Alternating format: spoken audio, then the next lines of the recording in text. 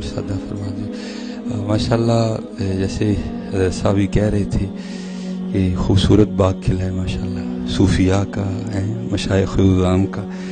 تو ماشاءاللہ اس سائڈ پہ علماء بھی دکھائی دے رہے ہیں. تو میری بات ذرا تھوڑی یادداشت کمزور ہے مجھے نام نہیں یاد رہتے. تو ماشاءاللہ سارے میرے سر کا تاج ہیں. تو کیونکہ وقت بھی کافی ہو چکا ہے تو میں بس جو ہے نا وہ آپ سب کو سبق ہی سنانے، تو دعا بس کیجئے گا کہ اللہ کرم کرے. بس آپ سب سے ایک ہی گزارش ہے کہ کسی بھی دوست نے پیسے پھینکنے کے لیے نہیں اٹھنا، ٹھیک ہے جی. اللہ آپ کو جناب اس سے ڈبل عنایت فرمائے.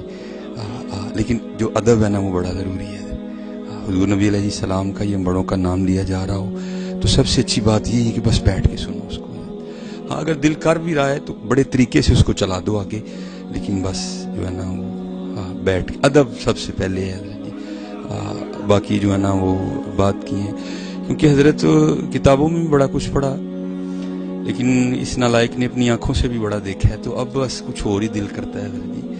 یہ نہیں کہ حضرت صاحب بیٹھے ہیں تو میں اس لیے بات کر رہا ہوں، میرا مزاج نہیں اس طرح کا حضرت جی. لیکن جو سچ ہے میں وہ بیان کر رہا ہوں کہ ہمارے شہر سیالکوٹ میں نا میرے بڑے محترم ہیں سیٹھ ابراہیم صاحب ان کا نام ہے، اور گلوریس کے نام سے ماشاءاللہ سیالکوٹ میں ان کی بہت بڑی فرم ہے.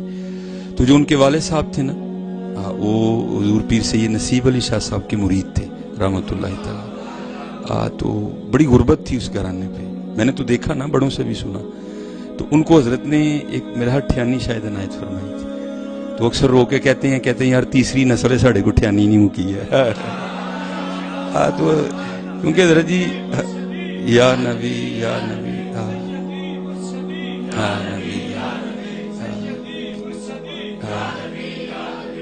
تو ماشاء اللہ تو جو آپ پھینکو گے وہ تو مک جانے ہیں.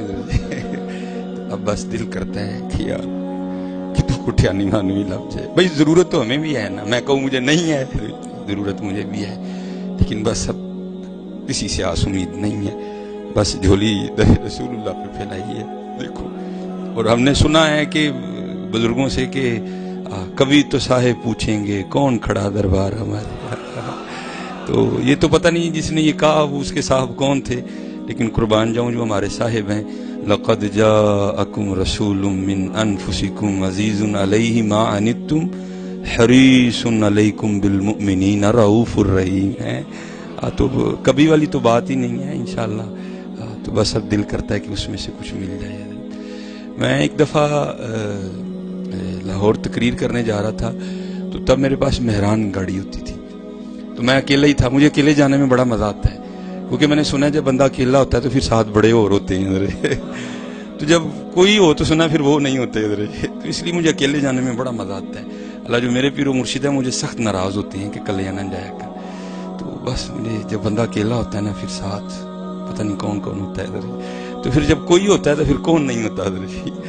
تو وہ میں نے جب مرید کا کراس کیا نا تو آگے ایک بڑے نحیف و نظار سے بابا جی کھڑے تھے. تو آپ کو پتا ہے کہ مرید کے والا روڈ جو مین ہے اس کو کراس کرنا کوئی بچوں کا کھیل نہیں ہے. بڑی ٹریفک چل رہی ہوتی ہے، بڑی رفتار پر گاڑیاں گزرتی ہیں. تو میری نظر پڑی تو میں نے سائڈ پہ مہران کھڑی کی. تو میں نے بابا جی کا ہاتھ پکڑ کے نا تو ان کو جو ہے نا میں نے وہ سڑک کراس کروا دی. تو پتہ نہیں دل میں کیا خیال آیا کہ میں نے ایک شاید 1000 تھا یا 500 کا نوٹ نکال کے نا تو میں نے بابا جی کو پیش کیا. تو مجھے نہیں تھا پتا کہ یہ وہ ہیں جن کے لیے غالب نے کہا تھا بدل کر بھیس فقیروں کا غالب تماشا اہل کرم دیکھتے ہیں. تو میں نے سمجھا بابے دا پیڑا جا لاچا ہے، پیڑا جا کڑتا ہے، لیکن اتنی تھی نہیں نا کہ اندر بھی دیکھتا کہ اندر کیا کیا چل رہا ہے حضرت جی. ظاہر آنکھوں کا تو اندھا ہی ہوں نا حضرت جی. تو میں نے بابا جی کو نا وہ 1000 پیش کیا حضرت. تو بابا جی کی کیفیت بدل گئی. تو انہوں نے پتہ کیا کیا، وہ ہاتھ میں 1000 کا نوٹ رکھ کے نا اس کو اس طرح کیا اور پھونک مارا تو مٹی بن کے اڑ گئی ساری. مجھے کہتے ہیں پتہ نہیں تو کی سمجھے ہی تھے ہی سمجھے. وہ میں جی نس گیا چھڑ کے، میں چھڑ کے نس گیا. تو یہ ہم نے کچھ بڑا سمجھ لیا اس کو. میں یہ نہیں کہتا کہ یہ کچھ بھی نہیں ہے، لیکن یہ بڑا کچھ نہیں ہے. اس لیے کوشش کرو کہ حضرت ان رنگوں کو نکالو اپنی محفلوں سے. ہاں نعت خان کو دینا، عالم دین کو دینا، یہ ہمارے نبی علیہ السلام کی سنت ہے حضرت، لیکن طریقہ ادب والا ہونا چاہیے. मोहब्बत से पेश कर दो तरीके से। और दाता हुजूर रहमतुल्लाहि ताला अलैह फरमाते हैं, आपके पीरो मुर्शिद हजरत शेख अबुल फजल खुतली रहमतुल्लाहि ताला अलैह, आप फरमाते हैं हजरत के फकर का ये आलम था कि आपके कुर्ते को इतने पैबंद लगे थे, असल कुर्ता खत्म हो गया था, पैबंद ही रह गए हुए थे हजरत शेख अबुल फजल खुतली। और मैं कहता हूँ यार क्या होंगे अबुल फजल जिन्होंने सैयद अली बिन उस्मान अजवेरी बनाए, क्या मकाम होगा।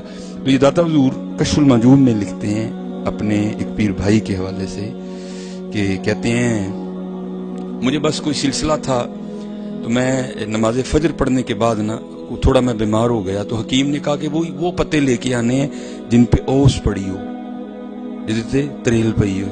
तो कहते मैं दरख्त पे चढ़ के ना तो पत्ते तोड़ रहा था, तो उधर से हजरत शेख अबुल फजल खुतली रहमतुल्लाहि ताला अलैह आ गए।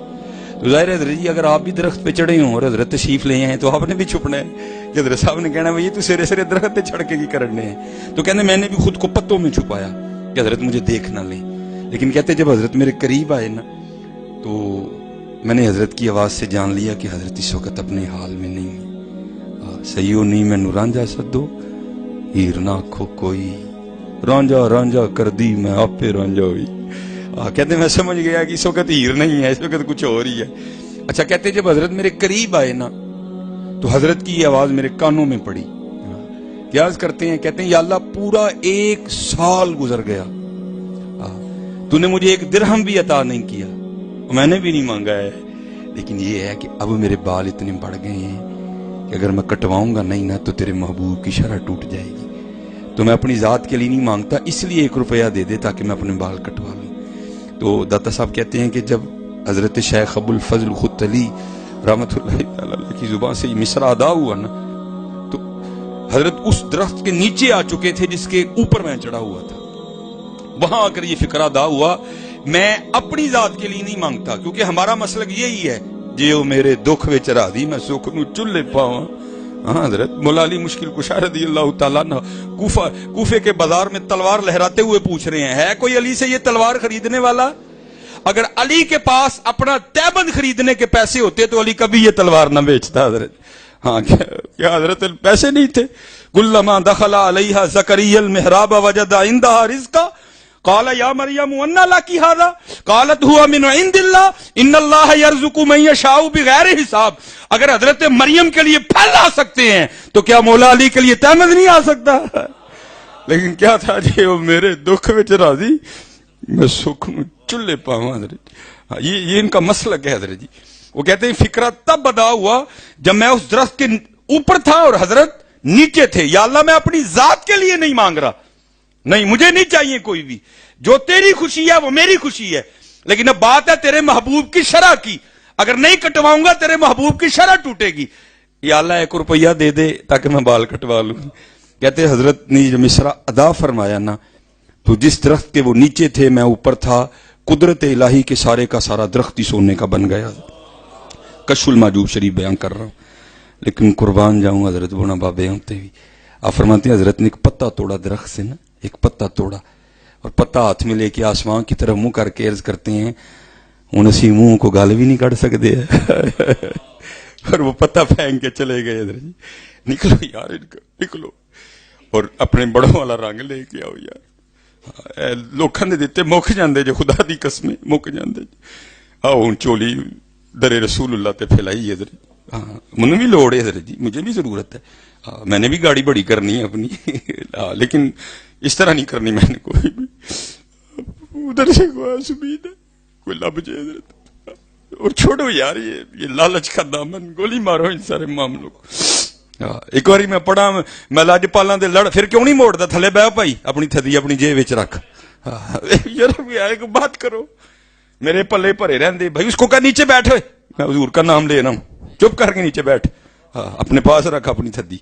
हाँ आते हैं हजरत उधर से क्यों नहीं आते यार? देखो यार सारे काफर हमारे खिलाफ इकट्ठे हो गए, हमने कब बेदार होना यार? कितने उठना है ऐसी हूं हजरत?